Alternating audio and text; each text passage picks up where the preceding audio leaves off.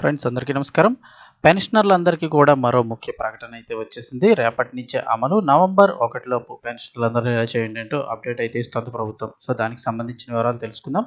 Video పూర్తిగా చూడండి. అలాగే తప్పకుండా లైక్ చేసి ఛానల్ని సబ్స్క్రైబ్ చేసుకోండి. వివరాల్లోకి వెళ్ళిపోదాం. గత 2 నెలల క్రితం నుంచి అయితే గనక చాలా మందికి పెన్షన్లు నిలిపివేస్తూ నోటీసులు అయితే గనక ఇవ్వడం జరిగింది. దానిపై వారు ధర్నాలు కూడా చేస్తే మొత్తానికి పెన్షన్లు అయితే గనక ఆపకుండా కంటిన్యూ చేస్తున్నారు. కానీ ఇప్పుడు పెన్షన్లకు సంబంధించి ఏపీలో పెన్షన్ల రీఅసెస్మెంట్ అయితే స్టార్ట్ చేశారు.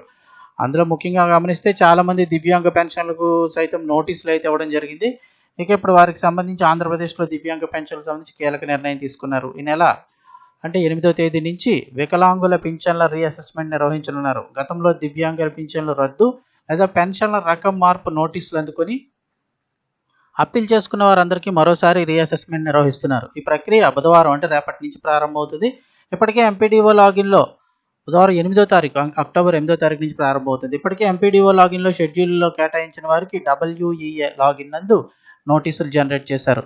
అప్పీల్ చేసుకున్న వారికి మరోసారి నోటీసులు జారీ చేసి రీఅసెస్మెంట్కు హాజరవ్వాలని కోరనున్నారు. ఈ రీఅసెస్మెంట్ సంబంధించి సచివాలయాల వారీగా పరిశీలనల కోసం తేదీలు కేటాయించాలని ఎంపీడీఓలు మున్సిపల్ కమిషనర్లకు సూచించారు. జిల్లాలోని DCHS మెడికల్ సూపరింటెండెంట్ల సహాయంతో పెన్షన్దారులను ఆయా ఆసుపత్రులకు అనుసంధానం చేయాల్సి ఉంటుంది. వారు ఏ తేదీల్లో ఆసుపత్రులకు వెళ్లాలో ఖరారు చేసి ఆ సమాచారాన్ని సచివాలయాలకు అందించాలి. పంచాయతీ కార్యదర్శులు, వార్డ్ అడ్మిన్ కార్యదర్శులు అప్పీల్ చేసుకున్న లబ్ధిదారులకు పెన్షన్ పరిశీలన కోసం తేదీలు కేటాయిస్తారు. ఈ పరిశీలనకు హాజరు కాని వారి పెన్షన్లు నిలిపివేస్తారు. ఇప్పటికే నోటీసులు ఇవ్వడం అయితే కనుక మొదలైంది. ఈ నెల 8వ తేదీ నుంచి సచివాలయాల్లో పరిశీలన మొదలవుతుంది. బుధ, గురు, శుక్రవారాల్లో మాత్రమే ఈ పరిశీలన జరుగుతుంది. ఆరోగ్య పెన్షన్లు తీసుకుంటున్న వారు ఖచ్చితంగా ఆసుపత్రులకు వెళ్లాల్సి ఉంటుంది. పరిశీలన పూర్తయ్యాక అర్హుల జాబితా ఇచ్చి పెన్షన్లు ఖరారు చేస్తారు. ఈ పరిశీలనకు ఎవరైనా హాజరు కాకపోయినా, ఇచ్చిన నోటీసులు తీసుకోకపోయినా వారి పెన్షన్లు అయితే తాత్కాలికంగా ఆపివేయడం జరుగుతుంది. గత ప్రభుత్వ హయాంలో వికలాంగ పెన్షన్ల విషయంలో అవకతవకలు జరిగాయనే ఆరోపణలు వచ్చాయి. ఇప్పుడు తప్పుడు పత్రాలతో దివ్యాంగ పింఛన్లు పొందిన వారిపై ప్రభుత్వం చర్యలు తీసుకుంటోంది.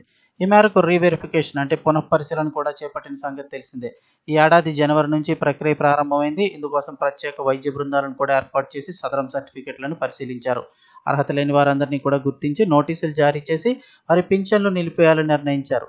2 నెలల క్రితం అనర్హులను గుర్తించి నోటీసులు కూడా జారీ చేయడం జరిగింది.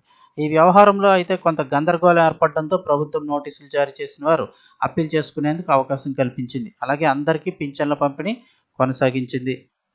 సో తనిఖీలో దివ్యాంగ పింఛన్ల తనిఖీలో అనర్హులుగా తేలిన వారిలో కొందరు వాస్తవానికి వితంతు పింఛన్కు అర్హులని ప్రభుత్వం గుర్తించింది.